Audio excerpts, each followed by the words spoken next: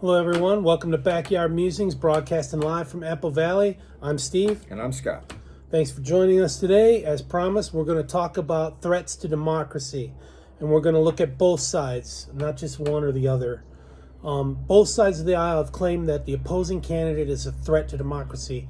We're going to examine each of their beliefs in no particular order, and then quote RFK Jr. on the matter. This might go a little bit longer than 13 minutes or 12 minutes. Hang in there with us. During the 2020 presidential cycle, Democrats set the narrative that Donald Trump is a threat to democracy. But they don't tell you how he's a threat. We kind of heard Jill Biden compare MAGA to Nazis and because of censorship and that kind of stuff, and Trump to Putin, Trump to Hitler. And that unprecedented argument is still valid by the Democrats, compounded by the J6, mostly peaceful protests. But the Democrats seem to twist facts in order to bolster their narrative. And we're going to take a look at this. Democrats insist that Trump cozied up to dictators, including Putin, Kim, and Maduro. That's what we're going to look at today. That he's cozying up to the dictators. And that he's ruining relationships with allies, right? So, Putin. In 2019, there were unsubstantiated reports that a Russian military intelligence unit had offered Taliban-linked militias bounties to kill U.S. troops in Afghanistan. If you recall, only 20 American troops were killed in 2019. 20. Trump insisted... 20 too many, but that's a very small amount of deaths considering the activity that was going on there. Trump insists that this is another Russian hoax and that the story of the bounties wasn't credible. A Taliban spokesman told the New York Times that the bounty story was baseless. Okay, well, the Taliban's the enemy. Yeah. You know, it's like Gaza. Can you believe Hamas? Well, the Taliban spokesman said it was baseless. The press secretary for Putin said the Russian government was not aware of the accusations. Okay, enemy. You know, do you believe them? Okay. These are real people in government positions making statements. Are they trying to make it to protect Trump? I don't think so. I don't think so. Whereas Trump did not do any favors for Putin when he was in office. Sanctions, big time. Yeah, exactly. Whereas the story about the bounties was made by unnamed credible sources, this is how Trump is cozying up to Putin. Trump's administration imposed harsh and meaningful sanctions and penalties on Russia. He really did. Especially with the energy. You know, we're an exporter of energy. Okay, Kim. Trump engaged Kim and South Korean President Moon to sign the Panmunjom Declaration that consisted of mutual efforts and action items for transforming the Armistice Agreement, remember from 50 to 53, into a peace treaty with the cooperation of China and the United States. So China behind North and the United States behind South. Yep. Later, during the Trump-Kim summit, both leaders signed a joint statement. That's when he crossed over into North Korea, right? First sitting president to do that. Reaffirming the Panmunjom Declaration. On November 23rd, 2023, North Korea terminated its 2018 agreement with South Korea. And that agreement, Trump and Kim agreed to speed up the denuclearization process of the Korean Peninsula with the signing of that joint declaration. Back in 2018, Kim asked the U.S. to formally end the Korean War. We hear a lot about North Korea keeping the war alive. We hear a lot about that. Here, he's asking the U.S. to formally make an announcement that it's ended, right? Because the U.S. has forces in Korea. Correct. In order to finalize the denuclearization, right? In the past, with the advancement of North Korea's nuclear missile program, the U.S. has considered a military option or diplomatic negotiations with North Korea to secure its denuclearization. So it would give them food, and then they'd stop testing missiles. You know what I mean? Remember that? Sounds like a fair trade. Although if I lived in North Korea, I'd be for that. And that was one approach. And what was it getting? I mean, nowhere. It was going nowhere. Right.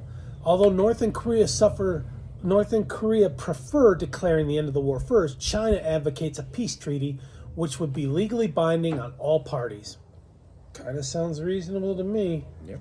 The U.S. favors a bilateral statement with North Korea in anticipation of Chinese concerns about the presence of United States forces, Korea, the forces that are in Korea. Sometimes I get the feeling that China, like in that particular situation, I think China kind of looks at North Korea as being, a wayward child, and it's kind of a pain for them to have to deal with the stuff that they're doing. They don't.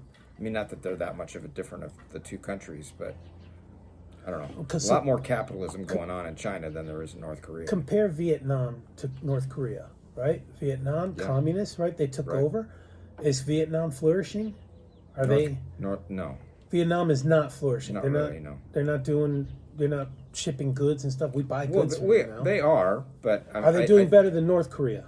Oh, I think they are. Yeah, absolutely. Okay, North Korea is a hermit kingdom. Better than North Korea. I think that's why what you said. They think of him as stepchild. Wayward. Yeah. Because he's trying to hold on to power and grip it, and using Vietnam as a similar, that has flourished better than North Korea. Absolutely, and I think that because of the relationship that Kim has with China, if that relationship ever went south, that country would just fall apart, right? Yeah. Absolutely. Yeah, absolutely. Maybe Russia would try to save them, but I think it fell apart. Yeah, that's... So Russian President Vladimir Putin, who reconfirmed the peace treaty with Japan ending World War II, said that North Korea's nuclear issue should be resolved in a political and diplomatic manner. Sounds fair to me. Russia's Ministry of Foreign Affairs endorsed the Panmunjom Declaration, so they backed it up, heading towards peace. Putin suggested that Trump halt U.S.-South Korean joint military exercises during a 2017 diplomatic gathering in Germany, and Trump agreed to suspend war games with South Korea during the Trump-Kim summit in 2018 as a good show of faith of we want peace. Democrats think that instead of moving towards peace, this is cozying up to dictators. I mean, it's a different approach, and it was working. What conflict, if anybody can cite this, what conflict did we get in between 2016 and the beginning of 2021? No conflict, right? He took a couple of people out. He took a couple of key players out. Yeah. But no conflicts Baghdadi with any countries. And Soleimani. Yep. No full-blown wars, no issues like we're having now. And is that so bad? I don't know. I think not. I think that was a good thing. And I think that was strength by a little fear, right? Yeah. Yeah. And as a deterrent. Exactly. Okay, let's talk about Maduro in Venezuela. Seeing in real time the protests by young Venezuelans against the Maduro regime, Trump enacted an aggressive policy of sanctions designed to facilitate a regime change by backing Juan Guaido, I don't know if I pronounced that right, an opposition leader, even inviting Guaido to the White House and a State of the Union speech. And the sanctions were working to cripple Venezuela, but like you were talking earlier, Maduro wouldn't give up in that election. He wouldn't concede. Didn't concede, right? So Maduro regime clung to power as popular support for Guaido collapsed. I mean, because remember the hyperinflation and people were just refugees and just starving. And oh yeah. I mean, you can only hold on so long to that. The regime was keeping everything. Right? They had there was no goods there. They had no food. No backing. Nothing. Yeah. So that collapse left Russia, China, and Iranian interests intact in Venezuela. For this, Trump is blamed for cozying up to Maduro because he's still in power. That was a missed opportunity there to turn that country around, I think. Right? Yeah, I think and so too. They are a natural resource-rich country. But that doesn't mean that Trump was cozying to Maduro. Absolutely He was not. trying to strangle him. Absolutely not. Yeah, he was trying to right the wrong there. Okay, so lastly, why they think he's a threat to democracy, by forcing NATO allies to contribute their fair share of GDP towards defense, which is 4% of their GDP, towards defense spending, troops, ammunition, whatever, training, that's required in the NATO agreement, but rarely enforced. A lot of these countries don't until contribute. Trump came along, right? Until Trump came along. Held them accountable. Democrats think Trump is destroying relationship with allies because of him trying to force them to do their fair share, right? Pay up, man. This didn't age well, right? With Russia's invasion of Ukraine and saber rattling against NATO allies like Poland, Georgia, Latvia, Lithuania, and Sweden. Yeah, if Russia and if Trump and Putin were in such, pardon my expression, in bed together, why didn't Putin invade Ukraine during the Trump administration? Fear. Absolutely. Fear. Absolutely. Deterring. As Trump was unpredictable. Yeah. How do Republicans view Biden as a threat to democracy? So let's look at the flip side of the coin. Republicans believe that Biden is targeting his main political rival, Trump, through election interference by White House aides coordinating lawsuits, also called lawfare, in various states while painting a malicious, altruistic picture of Trump.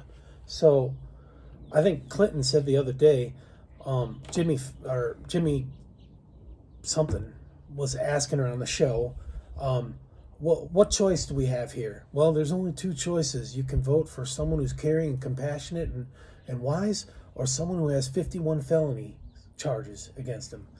I mean, this lawfare is designed to tie him up so he can't hit the campaign and to make him poor by taking his money away and taking his business away out of New York. I don't think either one's going to happen. I don't think he so loves either. to campaign. The people love to see him on the trail. He's like the Energizer Bunny. He is, and he's got the means for the funds that he needs to continue on. So I've said this before. While Trump is in court instead of campaigning, Democrats blast him for not campaigning, and they're the ones who did this so that they can turn around and say, "Oh yeah, he's we talked from a the little basement." bit about that yesterday. That was crazy. That's Crazy. craziness. So the Biden administration is using private social media firms as a proxy for censorship with direct relations between the White House, the FBI, and the DOJ, and social media. Facts are coming to light since the Republicans started investigating the weaponization of the DOJ and Elon Musk's takeover of Twitter. Federal agencies colluded with private social media to censor against Democrat narratives under the guise of misinformation and disinformation. Remember the White House even created a Ministry of Truth that was quickly abolished because of the uproar about misinformation. It's Orwellian, right out of 1984. Yeah. Biden's open border policy seeks to radically change the American culture, right? A number of when this population comes in, the seats in the House are apportioned by the number of people, not the number of citizens in your district, right? And they want to cull votes during elections by getting illegals to vote, right? So wrong. Illegal aliens turned away at the border is infinitesimally small compared to the catch and release, right? The idiocracy seeks to facilitate illegal entry in the U.S. by catch and release, but also this illusion of going to bringing the immigrant from their country in the United States. That's an illusion of them trying to stop the border flow, but they're not. It's just one more way to get immigrants in the United States. Yeah, they're bringing them in below the radar because nobody's watching the airports. They're all watching the border.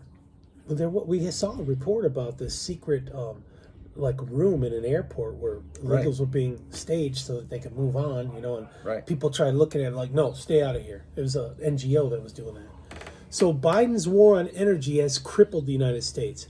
First, it has funded Putin's invasion of Ukraine through the purchase of oil, right?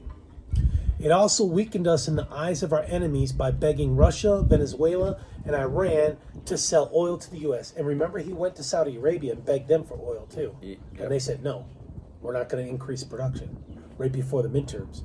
Recall that on the campaign trail, Biden pledged to block all new fracking, but not ban all fracking, right? He later clarified this by blocking new lease sales on federal lands, not affecting the private fracking. Energy is needed in every aspect of life, from transportation, flights and trucks and moving goods, defense, the tanks need gas, the warplanes need gas, cooking, electrical power, in essence, everyday life. Japan went to war with America over energy sanctions by the U.S. The little guy attacked the bear, us. Right. Because of oil. You touched anything plastic lately? That's a oil. petroleum product. Yep. Biden seeks to replace traditional energy with renewable energy instead of augment. He wants to replace it. So RFK Jr., we said we'd get to this. RFK Jr., a We the People presidential candidate and former Democrat, has publicly stated that Biden is a genuine threat to democracy because of online censorship of political speech. Here's the direct quote. President Biden has done something that no other president in history has done, which is to order media, particularly social media, Facebook, Twitter, Instagram, YouTube, Google, to censor his political opponents.